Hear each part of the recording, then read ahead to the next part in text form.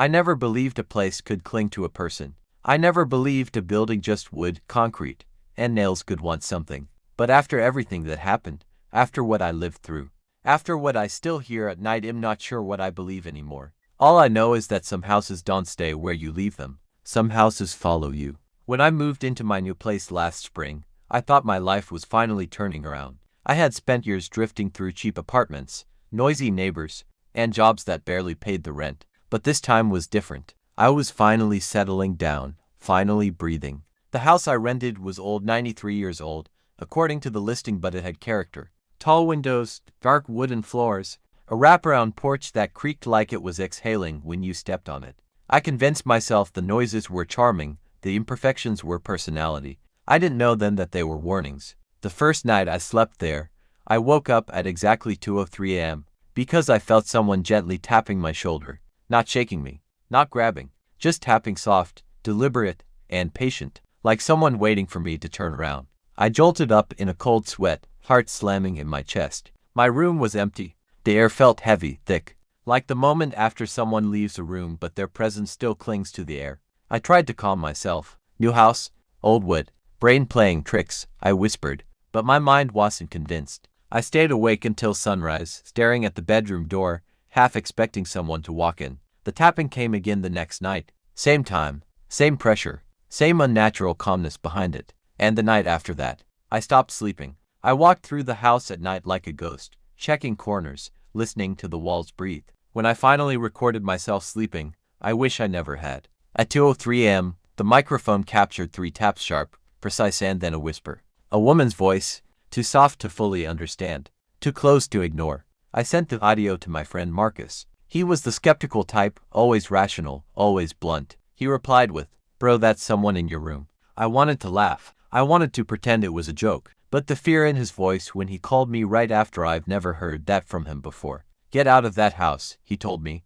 "I can't just leave," I said.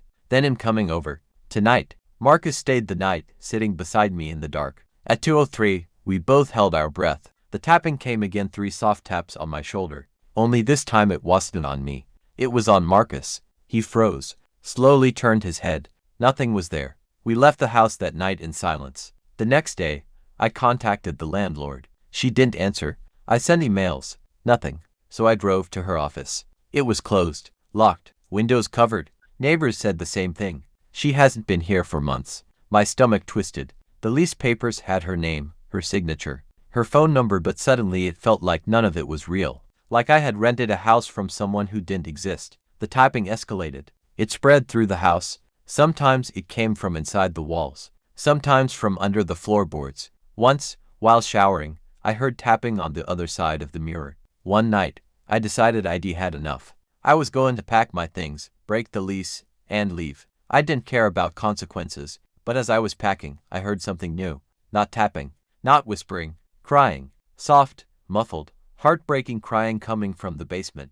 I should have run. I should have called someone. But something pulled me down those stairs like gravity had shifted. The crying grew louder, more desperate. Each step felt colder. At the bottom, the air smelled like damp earth and mold. My flashlight flickered, illuminating old wooden beams and dusty shelves. Then I saw it. A door in the far corner. A door I swear wasn't there before. A thin line of pale light leaked from underneath it. The crying came from the other side. My hand shook as I reached for the handle. When I turned it, the crying stopped instantly. The silence that followed was so thick, I felt it pressing on my chest. I opened the door. Inside was a small room no bigger than a walk-in closet. The walls were covered in carvings, words, scratches, messages layered on top of one another, written in panic, desperation, and terror. "Please stop. It won't let me sleep. Someone's in here. Don't look at its face. I can hear it breathing. Help me, help me, help me."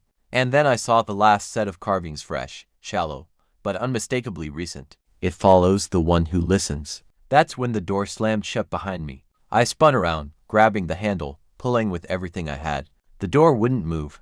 My flashlight dimmed again, flickering like a heartbeat. The room suddenly felt alive, like it was inhaling around me. Then I heard it, breathing, not behind me, not in front of me, above me. Slow, raspy, and human breathing directly over my head. The flashlight flickered upward long enough for me to see a shape, no eyes, no mouth, Just darkness pressed against the ceiling like some twisted spider clinging upside down.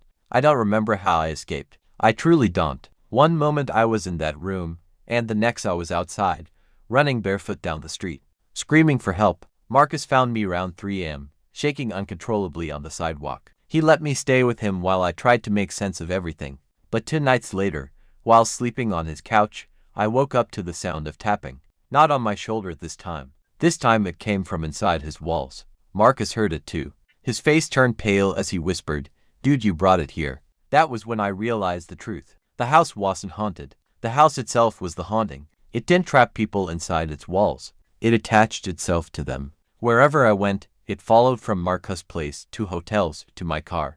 The tapping came every night at 2:03. The whispering grew louder. And whenever I closed my eyes, I saw that thing on the ceiling, waiting.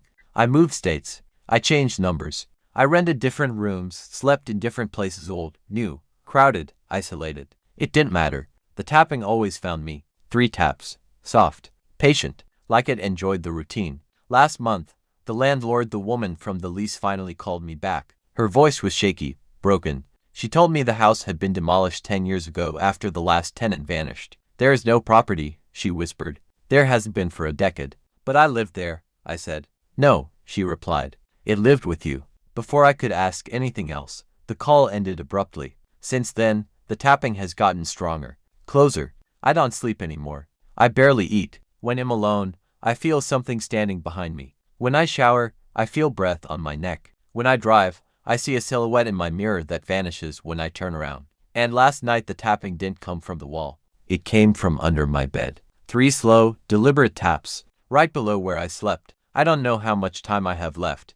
I don't know what it wants from me. But if you're hearing this, if you're listening, then please understand something. It's not the house that's dangerous. It's the attention. The moment you notice it, the moment you start listening, the moment you start wondering.